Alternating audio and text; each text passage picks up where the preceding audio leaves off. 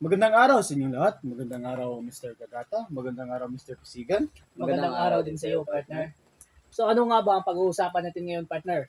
So, ang pag-uusapan natin ngayon ay how does social inequality affect the well-being of Filipinos nowadays? So social inequality in the Philippines harms people's well-being by limiting access to education, healthcare, and stable jobs. So, ano pa nga bang hinihintay natin? Let's proceed to our question. So, the first question is, what are the factors that affect this structural defect? Maraming mga factors ang nakakaapekto sa structural defect. Isa na ang economic inequality. So, ano nga bang economic inequality? Ang economic inequality ay isang occurs when wealth and resources are distributed unfairly, benefiting only small portion of society while the major struggle. Alam niyo ba mga partner na dahil sa economic inequality, maraming mga mamamayan natin ang kumakapit sa patalim. So, laganap na nga ngayon sa panahon na to, partner, yung mga ganyang bagay. Marami na talaga sa kababayan natin na sadyang kumakapit na sa patalim para sila ay makaahon o makasurvive sa kanilang pang-araw-araw na pangangailangan. Dahil nga sa kabila dito, ramdam natin yung unequal o hindi pantay-pantay na pamamahala sa ating bayan. Kaya hindi natin maiwasan yung mga ganyang bagay, partner. So, dumako tayo sa pangalawang factors ng inequality. Ang pangalawa nating factor ay unequal access to education. Ano nga ba ang unequal access to education? Education is supposed to be a tool for upward mobility, but in the Philippines, many people are denied access to quality education due to financial and systematic barriers.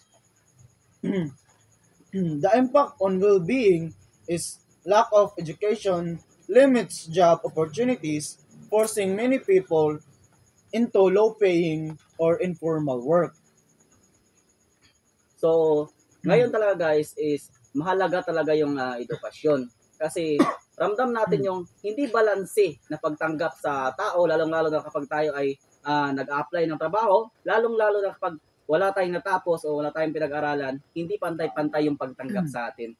Kaya isa din ito sa mga part na talagang alam natin, mararamdaman natin na hindi talaga patas or inequality. So, dumako tayo sa pangatlong factor. Corruption and poor governance. Corruption is one of the biggest structural defects in Philippine society, affecting almost every aspect of life. It diverts public funds away from essential services, leaving ordinary Filipinos struggling. Marami din dito sa ating bayan na kulang talaga sa budget, lalong-lalo na sa ating mga infrastructure. Marami sa atin talaga dito o marami sa parte. Halimbawa, dito sa mga daan na ginagawa sa saang lugar na dibdib dito sa ating bayan, talagang hindi nabibigyan ng tamang pondo para ito ay matapos ang magawa. So, dumako naman tayo sa ika-apat na factor. Healthcare accessibility, where health services in rural areas and high cost of healthcare makes it harder for poor family to access the medical they need. Isa din talaga sa hindi nabibigyan ng pondo or budget ng tama ay yung mga rural area dito sa ating bayan. Kasi malayo ito sa ating komunidad, malayo sa city, kaya hindi ito basta-basta napupuntahan, hindi nabibigyang pansin. Marami din kasi sa ating kababayan na nasa rural area na kulang sa kagamitan, walang mga gadget, hindi kaagad napapahatid yung mga impormasyon o kung ano yung mga pangangailangan sa kanilang lugar. Kaya dapat isa din sa tutukan ng atensyon o dapat tutukan nating gobyerno kasi ramdam din ng mga tao doon ng hindi pantay-pantay. Kasi nakikita natin na mas napapaboran yung mga nasa urban area kaysa sa mga rural. Hindi kagad nakakapasok sila eh. Hindi lang pinupuntahan kagad. Kaya isa dito sa nakakatanggap o naapektuhan ng inequality sa ating bayan. So dumako tayo sa panglimang factor. Discrimination and social inclusion. So, ano nga ba ito? It is a certain groups in the Philippines face systemic discrimination, limiting their access to opportunities and rights. So, isa din ito, lalo-lalo na sa gender inequality. Yung may mga babae, lalaki, LGBT. LGBT, tama partner. Ay hindi pantay-pantay yung pagtanggap. Pero balita ko, partner, mayroon ng programa ngayon para sa mga LGBT. Oo, mga LGBTQ. partner. Mayroon ng mga programa at mayroon na atang batas, wala pa ba? Wala pa. Inaano pa. pa na partner. Parang may batas na pero hindi pa talaga Inaasikaso pa na-aprobahan. nila. Isa din ito sa mga naapektuhan ng inequality sa ating bayan. Ngayon nowadays talaga, yan, laganap yan. Lalo na sa mga kababayan nating gay, mga lesbian, ganon, ay hindi talaga inequality yung pagtanggap nila. Mga partner. So, dumako tayo sa pangalawang tanong para sa social inequality. So, pangalawang tanong, what can society do to counteract this problem? Mga partner, maraming magagawa ang society para kontrahin ang mga problemang ito. Isa na dyan ay improve education access, provide free and affordable quality education, especially in rural areas. So, yun na nga, partner. So, kailangan talaga para pantay-pantay yung ating edukasyon, kailangan natin mag-provide ng mga free na pag-aaral o pasukan, lalong-lalo na sa ating rural area. Kasi marami sa rural area na kulang sa mga infrastructure, tulad ng mga paaralan o kulang sila sa mga kagamitan sa pag-aaral.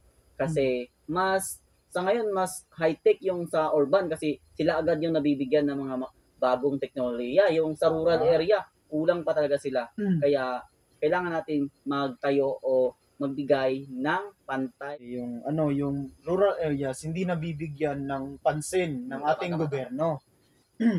Ang kalawa dyan ay ensure fair wage and job opportunities.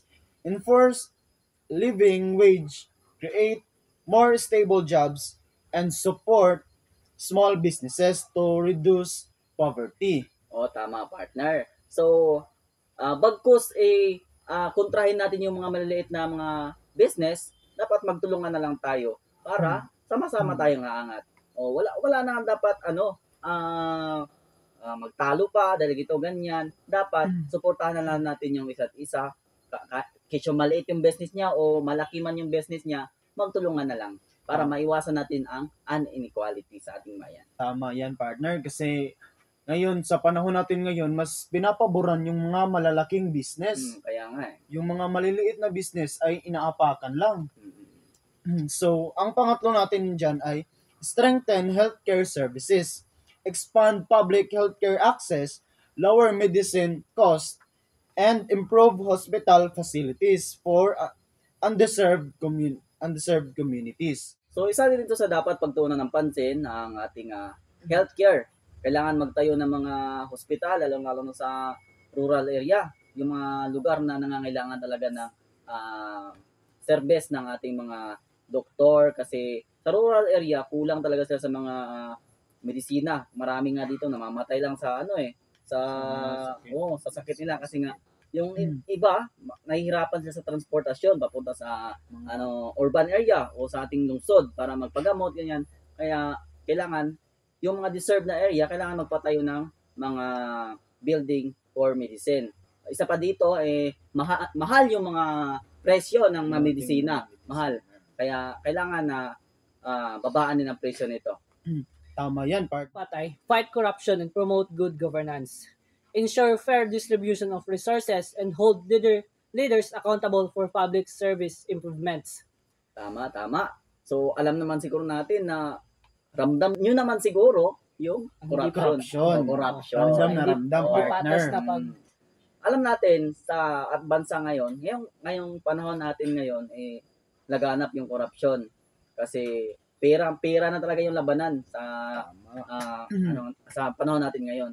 Kaya dapat itigil na natin ang corruption, iwasan natin yung mga ganyang bagay para tayo ay pantay-pantay at makapili tayo ng tama at tunay at tapat sa ating bayan. Promote social inclusion. Protect the rights of marginalized groups, enforce anti-discrimination laws, and encourage equal opportunities in workplaces. Tama.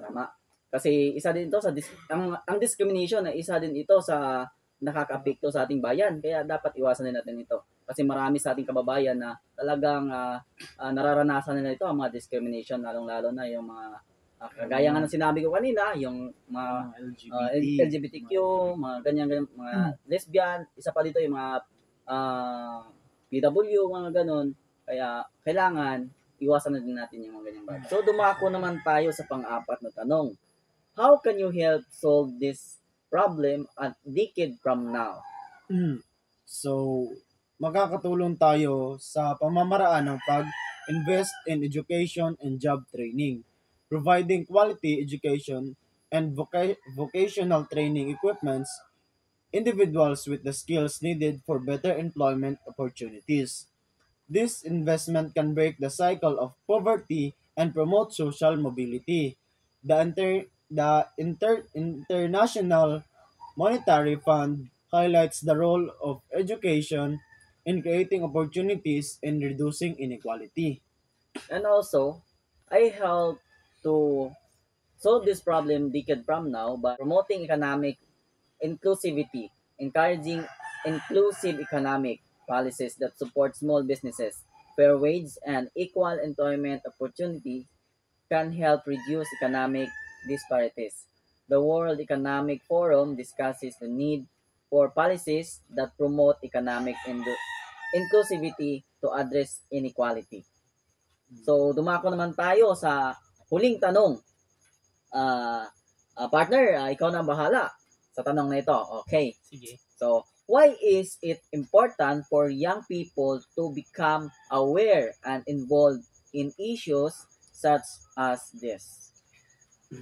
So it is important for young people to be aware and involved in social inequality because they will be the future leaders who can drive change, and their advocacy can push for progress, and being engaged helps build empathy, unity, and a sense of responsibility. Early involvement also equips them with the skills to address complex issues, ensuring positive impact. Oh. So, sana marami kayo natutunan sa aming discussion ngayong araw na ito. Naway bigyan natin ng importansya yung mga impormasyon na dapat nating malaman. So, maraming salamat sa inyong panonood. And we'll see you guys in the next video. Thank you.